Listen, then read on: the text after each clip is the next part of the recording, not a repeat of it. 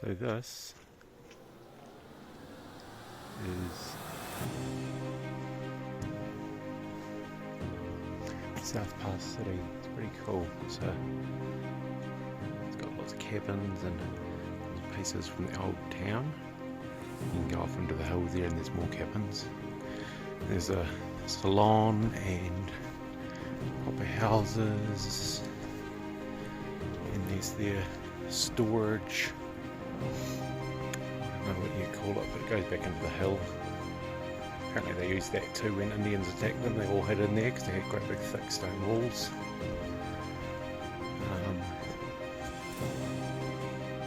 Yeah, very cool.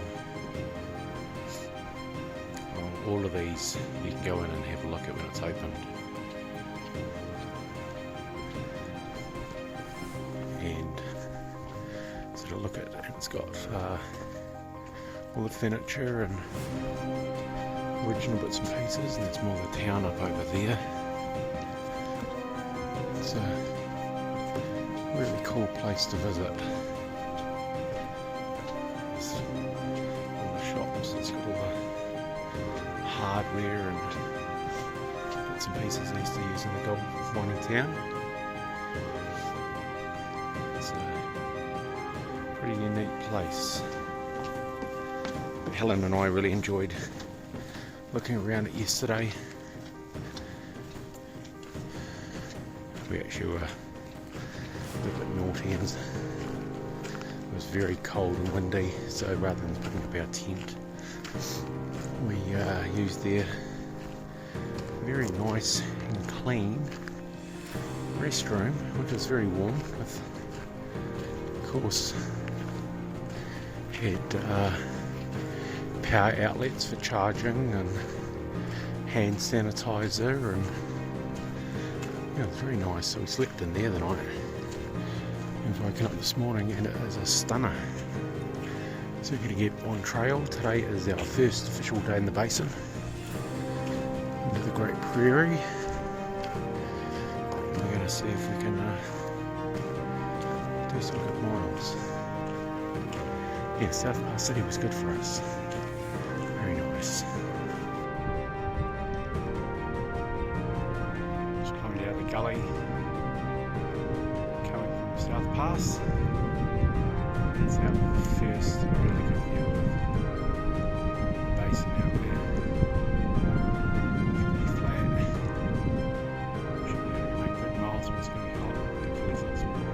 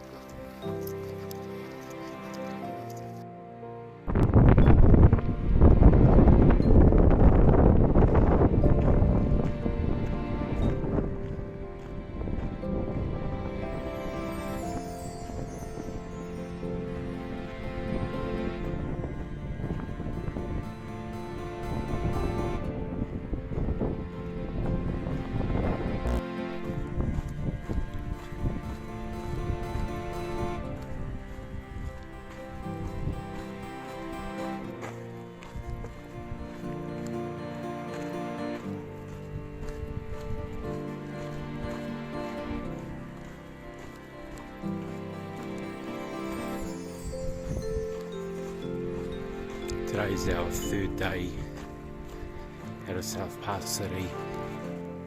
We had a really good place to camp last night. And getting a good water source, which are few and far between out here. Yesterday I ended up filtering some water out of a cow pond. Didn't turn out too bad, but I did put a grape drink sachet into it, which probably would have killed any flavour even though I hadn't filtered it.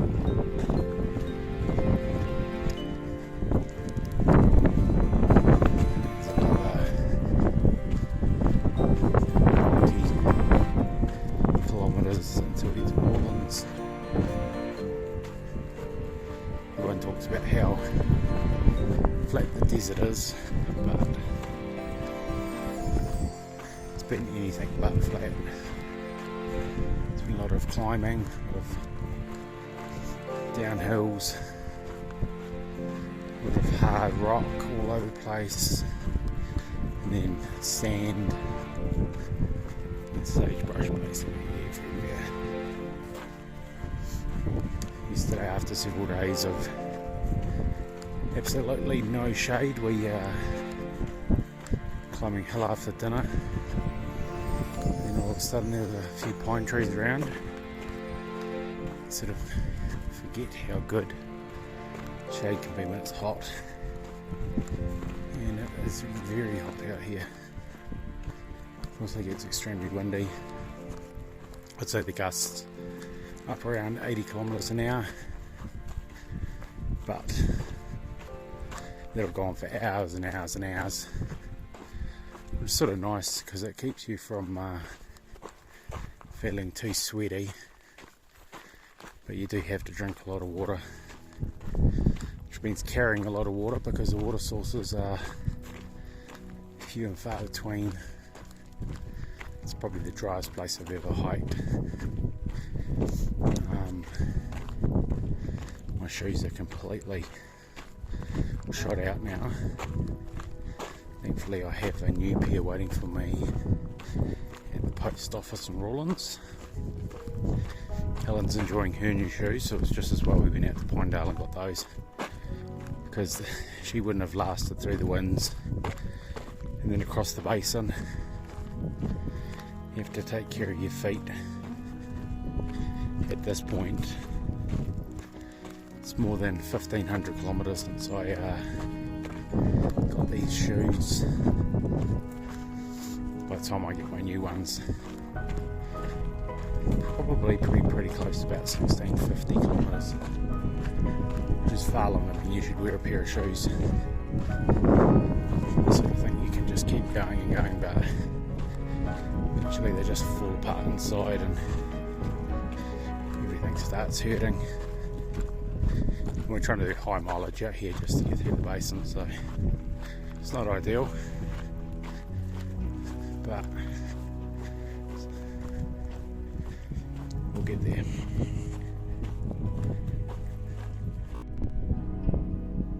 Here's some wild horses and they're not even running away from us. Not even slightly worried. And Helen's getting very excited. She loves horses. Yes, seeing wild horses out here is pretty cool, especially some young ones. And there's some cows. We're just down a bit of a basin. Very dry here. But yeah, they seem very content that we are here. They don't seem very worried at all. It's quite cool. Of course, like the mother's gonna want the hole on the other side of her, but they're not worried at all. It's pretty cool. Even the stallion isn't too worried. Yeah, it's only the second lot of wild horses we've seen.